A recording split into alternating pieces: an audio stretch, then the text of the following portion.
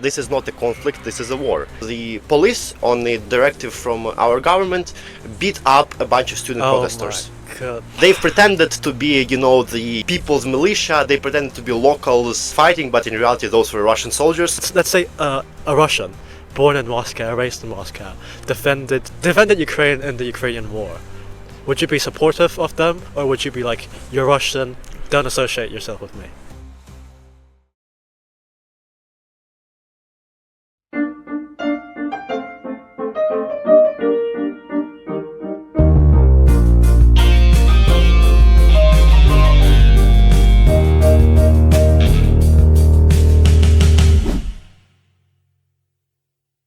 Hello everyone, welcome back to The Objective Hour. Today I'm joined here with a very special guest who is also in the same university as me in a very esteemed position, who I'll introduce in just a second. Today we're going to cover the Russia-Ukraine situation by an actual Ukrainian who's also the president of the Ukrainian Society. So, very nice to meet you, Maksym. Can you tell everyone a bit about yourself? Well, I'm president of Ukrainian Society, as Tom mentioned, and I'm second year electrical engineering student. I myself am from Irpin, which is like city 15 kilometers from Kiev, where in 2022 during the Battle of Kiev, that's the city where the fiercest fights were going on. So after that the city was 70% destroyed, and currently I'm also involved. I'm trying to help to rebuild it. I'm involved with some of NGOs out there. So yeah, I'm just a Ukrainian who tries to help my country as greatly as I can. Oh wow, I didn't know about the NGO stuff, but it's very impressive.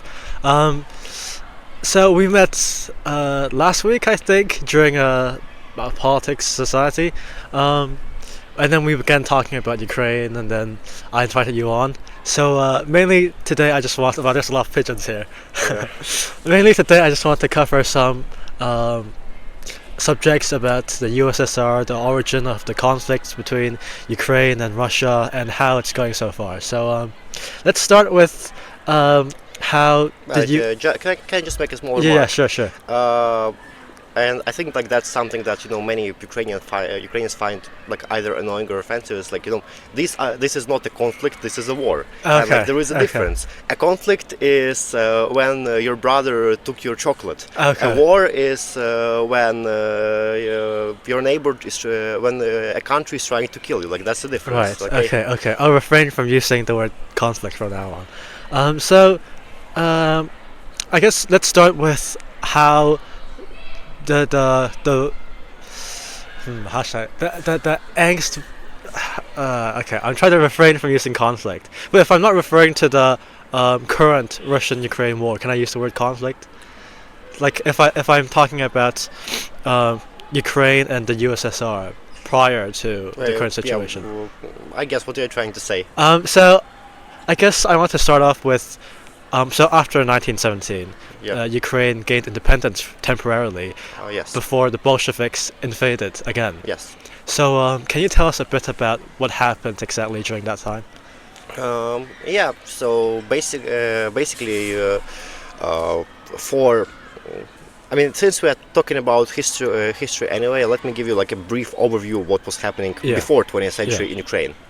So in medieval times, in 10th, 11th century, Ukraine was a center of one of the most powerful empires at the time.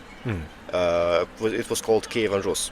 Okay. But then, because obviously, like any country at the time, it was very feudal, decentralized. It disintegrated. And then, with long story short, before another country formed. It was called Kingdom of Ruthenia or Kingdom of Galicia and Volhynia. Okay. But then that country was basically there were no heirs left. So the crown of Ruthenia went to Lithuania. Okay. Then Poland and Lithuania merged. Then partitions of Poland happened, and for about 3 centuries, Ukraine was divided. Ukrainian lands were divided between Austrian Empire and Russian Empire. Right. Okay. Well, and before that, they were also like for a bit divided between Russian Empire and Poland. Yeah. And honestly, many Ukrainians were annoyed by that because, like for centuries, like there were wars when Ukrainians had to fight on opposite sides, and like this, like in combination with persecutions of Ukrainian language and culture for centuries by Russia, it like the tensions were growing, as well as the liberal movements emerged in Europe, which culminated in 1848 Spring of Nations, and Ukraine was also involved with that. Like it wasn't happening in Russia because totalitarianism, but it was happening in slightly more liberal Austria. And then what basically happened is, well, in 1900s, the Tsarist regime in Russia has started to collapse. Okay. If we simplify it, and the new government of Russia, the Republican government of Russia that appeared, well, many minorities in Russian Empire hoped that they would be able to negotiate with them, but that government was as imperialistic as the Tsarist. So the civil war started between Bolsheviks and the Tsarists, and like many countries like tried to use this opportunity to get independence. Some did successfully, like Baltic states and Finland. Ukraine unfortunately did not. But what important happened there was basically you mentioned that we gained independence in 1917, but actually at first 2 Ukraines gained independence at the time. It was the Ukrainian People's Republic, which declared independence from Russian Empire, and West Ukrainian People's Republic, which declared independence from Russia, from Galician Empire, from Austrian Empire. And then it's 22nd of January 1918. It's the day that Ukrainians celebrate the Unity Day, because it was the day that Unification Act was passed that united these 2 countries. I see. So basically, for the first time in 3 centuries, Ukraine, not only they had their own country, but they, like all Ukrainians, lived in one country and did not have to fight against each other anymore. Oh, right. I had no idea that Ukraine was separate into 2, what would you say, countries or governments? Sorry? Like, I had no idea that Ukraine was separate, like West and East Germany. I had no idea that happened. Yeah, the Ukrainian People's Republic declared finally independence in 22nd of January 1917. I see. Yeah. Then the West Ukrainian People's Republic declared it shortly. I don't remember the exact date, but it was around 1917. And a year later, 22nd of January 1918, they've united. Okay, and that unity didn't last very long, unfortunately. Unfortunately, yes. Because, well, on the one hand, we had, Bolsheviks who did not accept Ukrainian independence. On the one hand, we unfortunately had, Pilsudski's Poland, who tried to restore the borders of the Polish-Lithuanian Commonwealth of 1700s. So we were fighting on 2 fronts, and unfortunately we couldn't gain our independence at that time. Okay, that's quite unfortunate. I've read somewhere that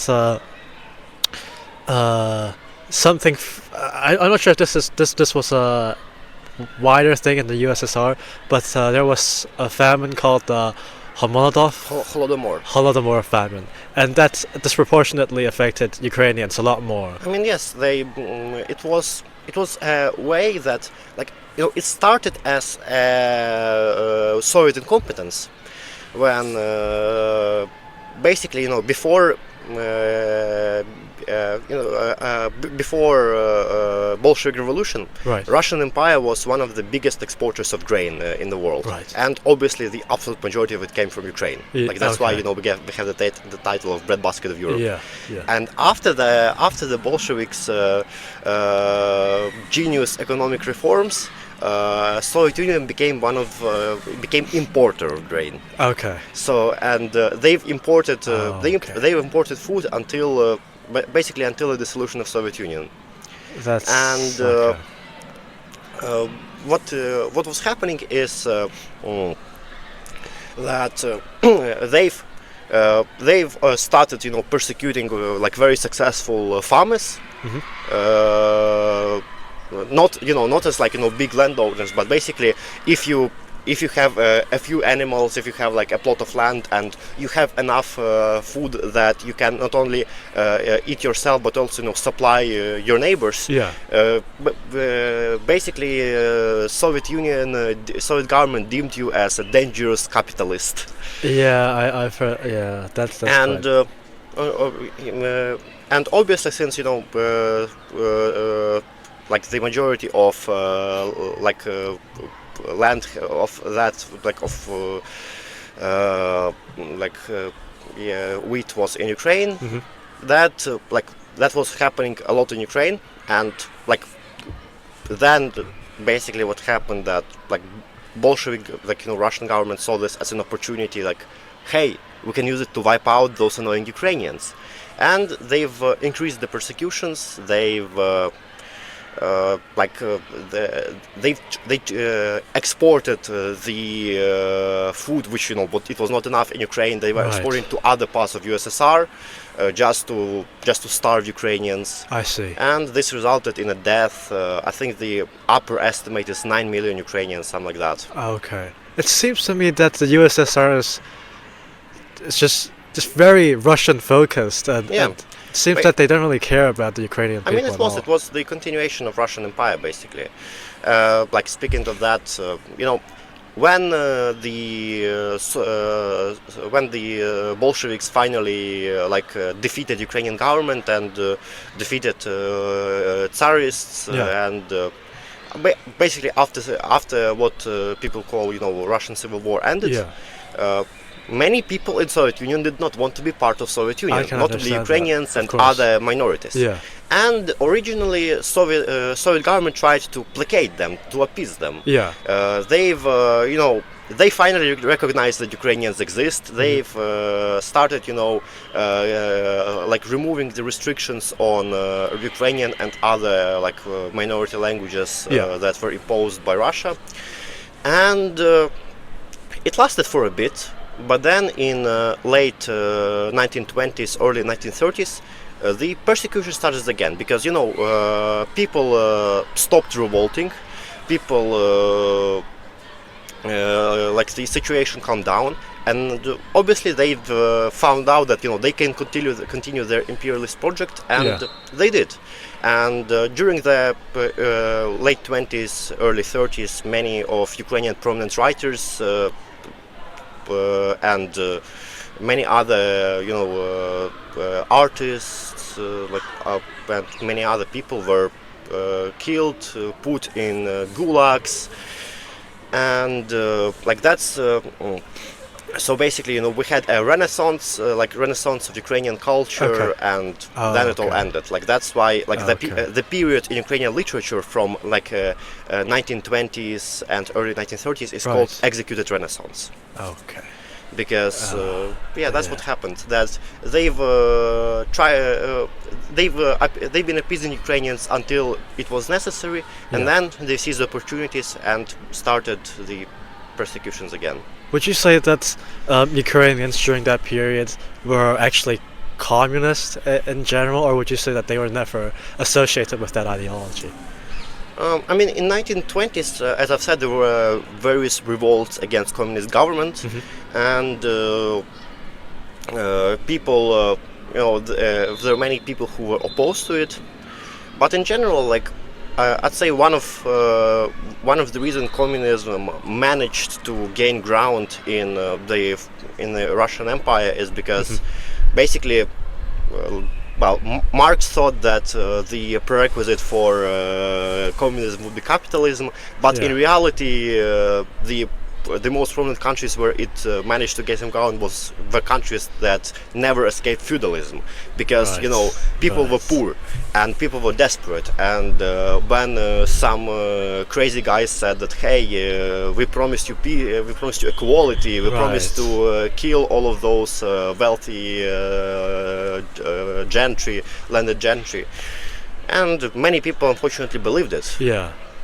So indeed, like while most Ukrainians at that time, and in general, probably throughout the Soviet Union, Yeah. opposed opposed Soviet occupation of Ukraine. Yeah.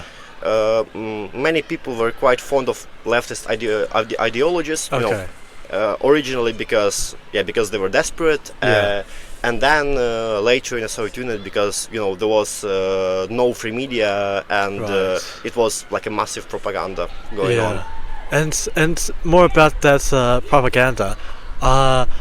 Apparently, during the rule of the Soviets, the USSR actually restricted the learning of the Ukrainian language and and basically imposed the Russian language as the main language for all Ukrainians. Is that Yes. true? Yes, that's true.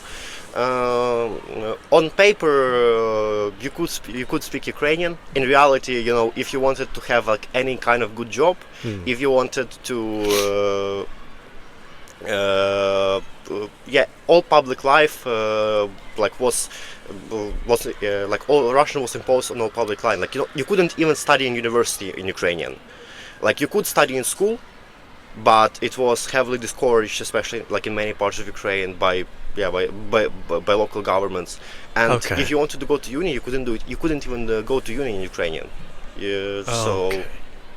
That okay. which also like why many people gave their children to Russian schools. Yeah. Because the uni is going to be in Russian anyway.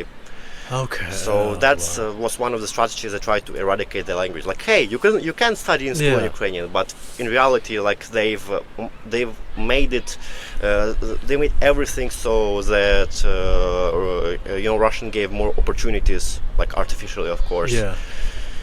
And obviously the literature and culture was persecuted heavily. The Ukrainian writers were were exposed to like much greater censorship from authorities than Russian writers. Because of the language or because of the ideology? Because of language. Okay. They just tried Okay. to erase the language. Okay. That is very anti-freedom, anti-expression, and I can understand why Ukrainians would be opposed to communism. I myself am opposed to communism, and I'm trying to, I guess, explain to more people why communism isn't bad. I mean, there hasn't been a successful government under communism, that being one of my main reasons. I'm aware that when the referendum for Ukrainians to leave the USSR happened, 90% of Ukrainians actually agreed to leave the Yes, USSR. of course. That is an outrageous number, and that's taking into account the number of pro-Russian, I guess, separatists in Ukraine. What is the reason for separatists in Ukraine to actually support Russia? Are they actually Russian by like ethnicity, nationality, or are they just actually supportive of the ideologies? As I said, like as a part of Russification policies of Soviet Union, after Holodomor, after they've killed off a lot of Ukrainians, like especially in eastern region, they actually brought a lot of Russians to replace them. Okay. So basically, Soviet Union was having its own settler colonialism projects. Okay. Okay. And therefore, by 1990, a lot of I think we had like 20% of, not 20, probably like I think 15% of people identifying as Russians. Okay. But the separatism, like all the separatism that was happening, it was infused by Russia. Basically, Right. like what was happening is like we can even check the voting in the regions that broke away from Ukraine in 2014. Right. Like many people that voted for pro-Russian parties, but very few, like less than 5%, voted for explicitly like separatist parties. Yes, okay. Because people were loyal to Ukraine, and like there wasn't any like especially there wasn't any like natural separatism going on in Ukraine. Right. Okay. But like in fact most of the stuff, most of like protests that were happening, like separatist protests in 2014, those were happening by people that were brought up from Russia by Russian secret services, like literally, there were buses going on from border regions to bring them. They tried it in other parts of the country, like notably in Kharkiv. There were columns of buses going from the neighboring Belgorod to Kharkiv, but it didn't work there. That is crazy. I knew that Russian propaganda existed. I didn't know they would create like real news by false pretenses. That's actually insane. So yeah, you mentioned that 15% of people in Ukraine identified as Russian. Not 15, not 50. Not 15? 15. 15. Oh yeah, 15. So I'm curious what that means because, for example, in the UK, if someone like me or someone like you, we identified as being from the UK, it's very easy to tell that we're not actually, like ethnically, we're not British. So is that the same case in Ukraine? Like you clearly know that their nationality or their origin is Russia, or can you not really differentiate? No, you cannot really tell it by looks, and I mean, especially if like we are talking now, the line between ethnicity and identity is quite often blurred, because I mean, I have many friends who who have like 3 out of their 4 grandparents are Russians. Okay. Yet they identify as Ukrainians. Yeah. They speak Ukrainian, and they hate Russia as much as I do. Okay. So and as for like what was happening before 2014, before before Russia was our distinct enemy. Yeah. People basically in Russia, in Eastern Ukraine, there were a lot of mixed families because of settler colonials from Soviet Union brought during the existence of Soviet Union. Yeah. And many people have had mixed families. They generally spoke Russian because of Russification policies that were much stronger in Eastern Ukraine, and but they still identified as Ukrainians, or Ukrainian and Russians, and generally they had no loyalty to Russia as a country. And especially that's that became stronger after 2014, especially after 22. So people realized that screw this country. I don't want to be associated with it anyway. Yeah. And many people who grew up speaking Russian, either because they have ancestors from Russia, or because they are ethnic Ukrainians, but they were forcefully Russified during Soviet times. They switched to Ukrainian as sort of to go back to their roots, and sort of to protest, because Russian propaganda claims that they came to Ukraine to defend Russian speakers, and these people say that, hey, screw you, we don't want to be defended by you. We are not Russians, we're Ukrainians. And okay.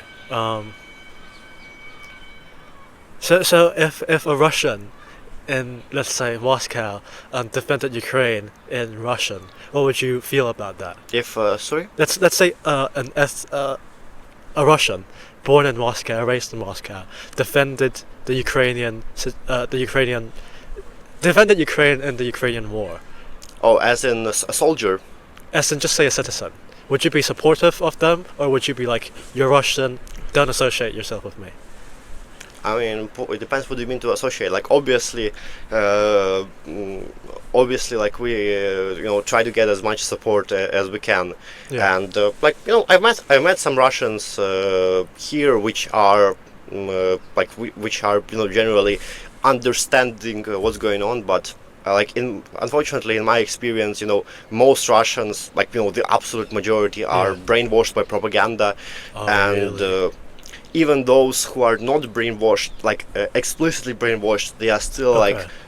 they still have this colonial mindset that hey, you are ought to be subordinate by us and this kind of stuff.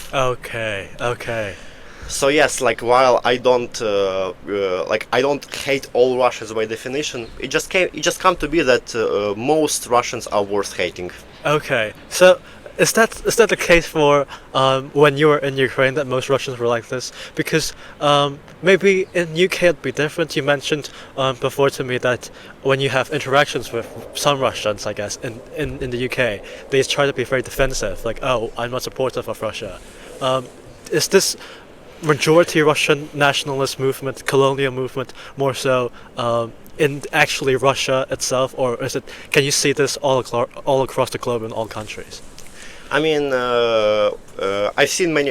I've seen many Russians in when I was traveling in Europe. Yeah.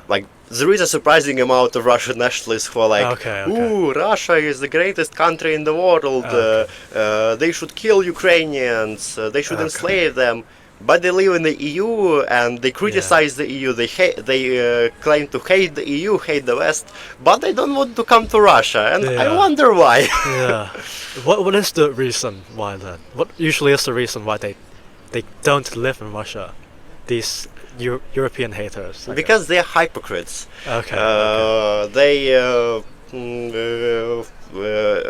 They want to think about great Russian Empire and all kind of stuff, but they don't want to live under totalitarianism I because who wants to who would like to live there?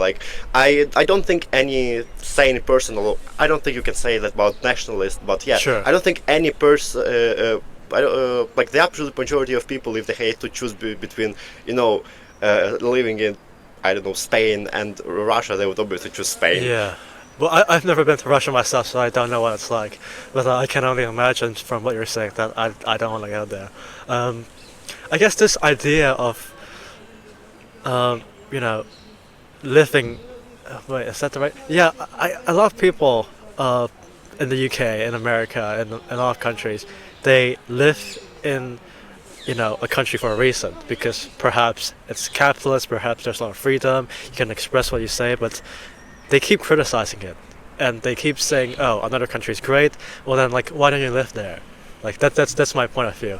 But so let's I guess move towards the actual war in Russia and Ukraine right now.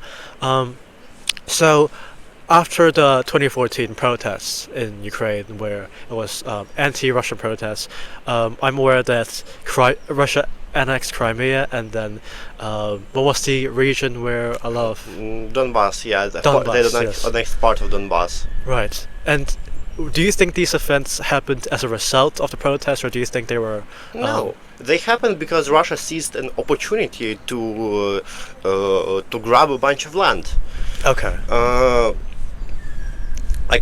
Basically, what these protests, started as because our government promised, their election campaign Yeah. was to sign an association agreement with the EU. Yeah. It's not even a candidate status, etc. It was just an agreement with the EU for better cooperation, etc. Yeah. And trade. And at the last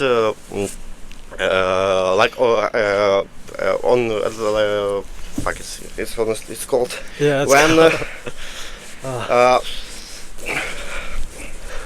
Sorry about this. No problem. So at the last minute, Yeah. they said that they backed up that no, we don't want to sign that agreement. And Yeah. the reason they back up is because Russian pressure? Russia pressure and money. They've corrupt. they bribed our Oh, officials and.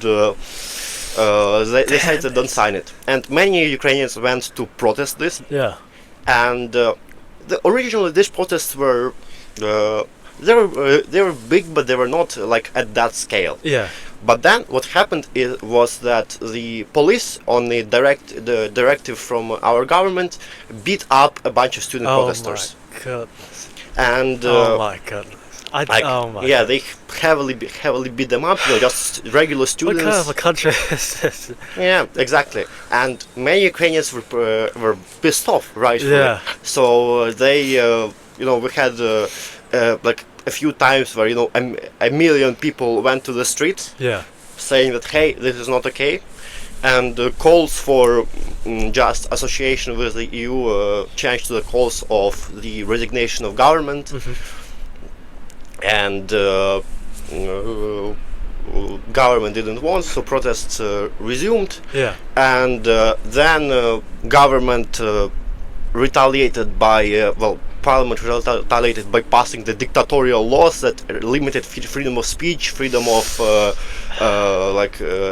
freedom of protesting and this kind of stuff. Right. And yeah, people were annoyed. They've and the actual laws were passed in against the rules of parliament, Yeah. against all the procedures. So people didn't like that. They've stormed the parliament. They've protested, and at the end, government resigned. New elections were called, and the night before Parliament was about to start the impeachment trial against our president, Yeah. he just escaped to Russia. So obviously we had This is ridiculous. yeah, and while that was happening, Russia saw the opportunity, the instability of our government, and they just started, this. Their secret services started the what I was telling you about, the bringing the my agents to the goodness. protests, bringing up just a bunch of people on the buses and this kind of stuff. Obviously, I can tell you're very cold. We're shivering a bit, but okay. Let's see how. Okay, it's not gonna be too much longer, I hope. Don't worry, I'm okay. Okay. Okay. Where is the other guy? I have no idea where he is. I don't know if he's coming. Well, but okay. Yeah. So let's get on to the actual war itself. Yeah. You talked about how a lot of what's it called? You talked about how Russia would send buses of pro-Russia separatists into Yeah. Ukraine to obstruct the actual democracy of the Ukrainian government.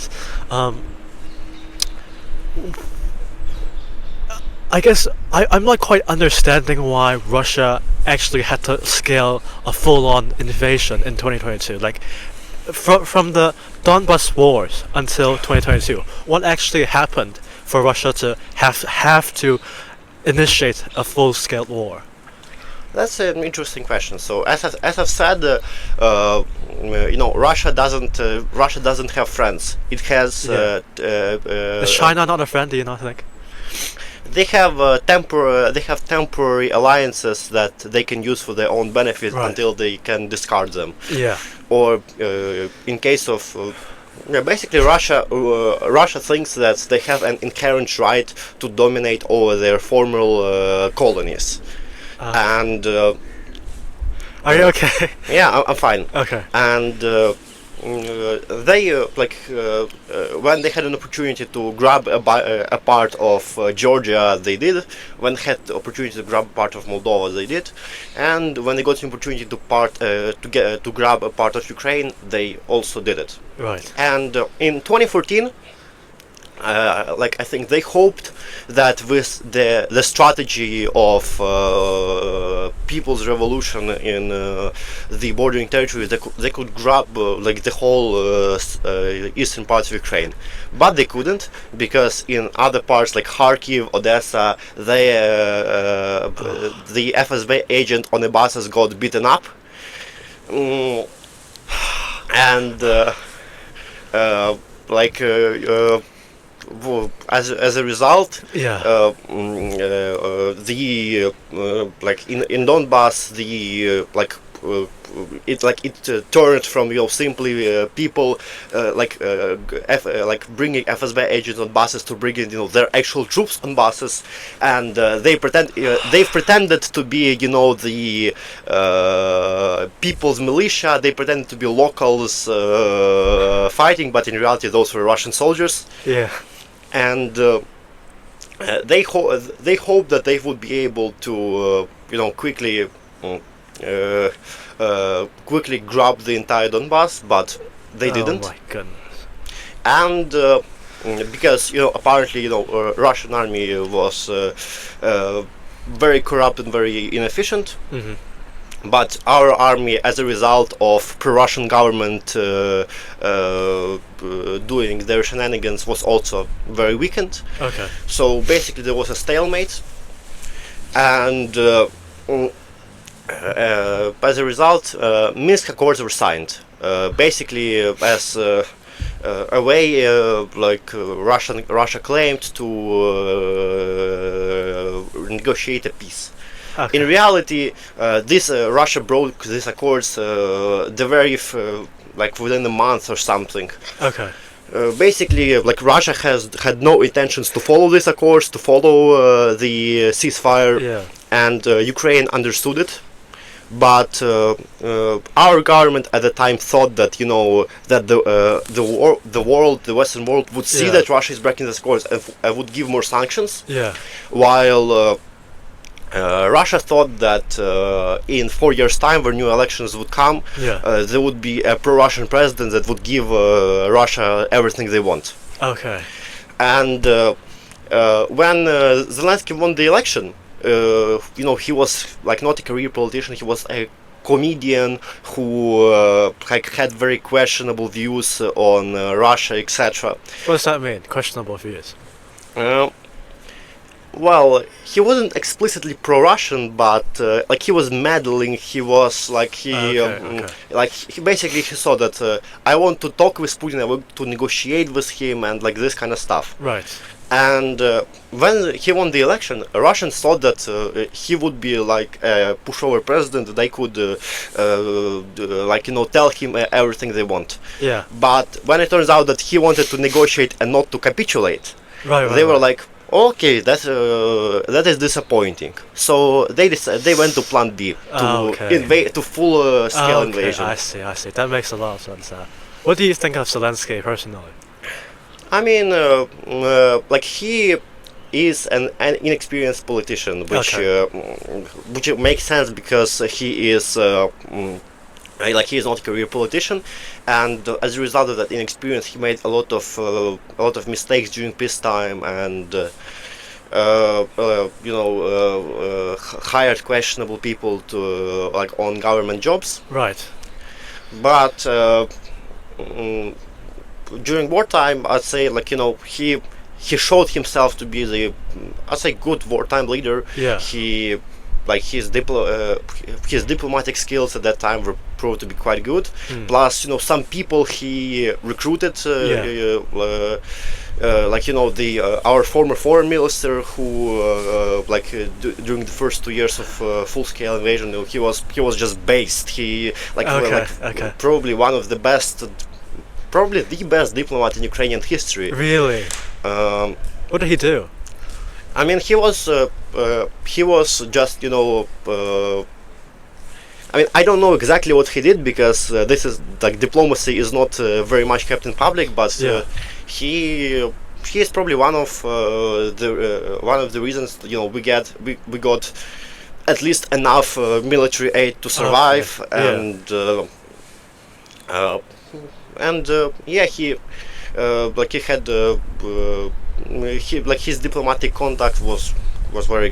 Okay.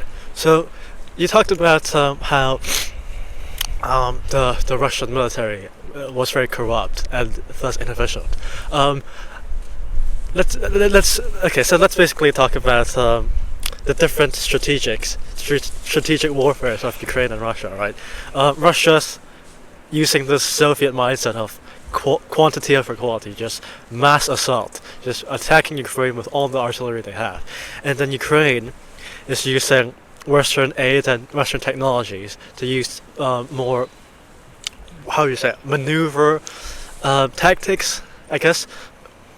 And we've seen that Ukraine has been very efficient against Russia during the invasion. What do you think the main problem for Ukraine is, military-wise? Military-wise is not enough weapons, not enough not enough weapons, not enough aid, because I mean. Like, you know, we are currently spending half of our budget on military ourselves, and our budget is still smaller than the Russian military budget. So obviously, you know, we rely on international aid, and currently the so far most countries, you know, including the US, given us, you know, enough aid to survive, but not enough aid to win. Yes.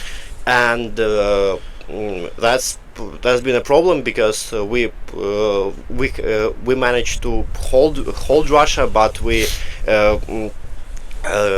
don't have enough weapons to counterattack. Right. And that's the main problem. Like, you know, some Western officials claim, like, oh, we don't want to de-escalate, we don't want to provoke Russia, but in fact, you know, Russia is the one that does escalations. Right. And so yeah, these are two problems. You know, not enough weapons, which in result is probably because of. Because people are scared. People don't understand Russia. They think that some people in the West still think that they can appease Russia, which obviously, you know, any reasonable person would understand since, you know, 1930s, that this is a bad idea. Yeah, but Trump is now saying that he's probably going to. So basically, Trump's policy for Ukraine is that he will give the areas of pro-Russian separatists where they I guess most pro-Russian separatists live in Ukraine to Russia, and then basically end the war like that. Are you supportive? I guess you're obviously not supportive of that agenda. Obviously not. Yes. First of all, those are not the areas where most of Russian separatists live. These are much bigger areas. Cause, I mean, as I've said, obviously, like the absolute all of that separatist movement was staged by Russia in 2014. Yeah. But basically, Trump's plan is to freeze the line, freeze the current front line, and figure it out later. That's what, like, the last thing I've heard his officials said. And this is a bad idea. First of all, you know, it's 20% of Ukrainian territory. It's, you know, our, like, which has obviously, like, natural resources, and the like agrarian land, but also it has our people, a lot of people, like, you know, including, you know, Zaporizhia and Kherson. Those are definitely not pro-Russian areas. Those are like as pro-Ukrainian as anywhere else in Ukraine, and like even, like, you know, parts of the, like, you know, Donetsk, Luhansk, like. Currently, we have no pro-Russian areas in Ukraine. Like everyone who supported Russia in any way in 2022 realized that, hey, okay, we were wrong. This is dumb. This Russians are crazy. Okay. So yeah, I can see why Trump's policy doesn't. Hey, I mean, man, I saw you over there just now. The problem is that, you know, even if if Trump freezes our aid and, you know, Europeans wouldn't cover it, then unfortunately this might happen, and it wouldn't bring peace at all, because you know, Russians wouldn't be satisfied with it, because they just want to grab all of Ukraine and more. Ukrainians wouldn't be satisfied with it because these are our land, these are our territory, these are our people, Yeah. and it would just prolong the war, and in 10 years time we will have another one, maybe even this time involving NATO. So it is in everyone's interest to end the war with Ukraine, getting all of our territory back, because the alternative is much worse. So what is the alternative if Trump's policies go through and Russia does get access to the problem is with this thing, if Russia technically sends another busloads of pro-Russia separatists to Ukraine, then the area that is allegedly pro-Russia would be much bigger than it actually is, which is going to mean that Russia will get a lot more control than Trump initially thought. I mean, Trump initially said that they want to freeze the front line, which, as I've said, includes a lot of land, including as pro-Ukrainian lands as can. But I mean, this is this discussion really makes no sense, because, as I said, currently that we don't have pro-Russian lands in Ukraine, and in general, the dictatorial mindset is that the dictators do whatever they are allowed to do. Take Hitler, for example. He tested the allies gradually. He brought his troops to Rhineland. Allies did nothing. Yeah. He annexed Austria. Also, they did nothing. He annexed Czechoslovakia. They did nothing. And then, when they finally decided that they should act, it was too late. And I very much hope that we would not have the situation again. Okay. I mean, if Western world acted back in 2008 when Russia invaded Georgia, this war wouldn't have happened, and tens, even maybe hundreds of thousands of people would be, mostly civilians, would be alive.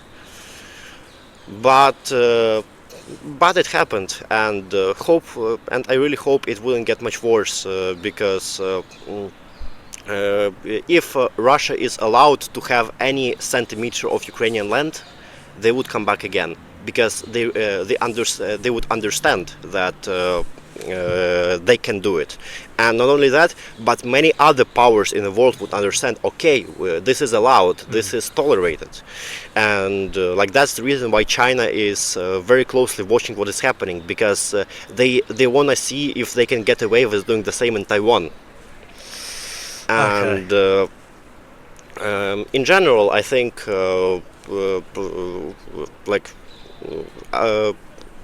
now, this war shown that the current international agreements they don't work. That they are not they cannot sustain peace.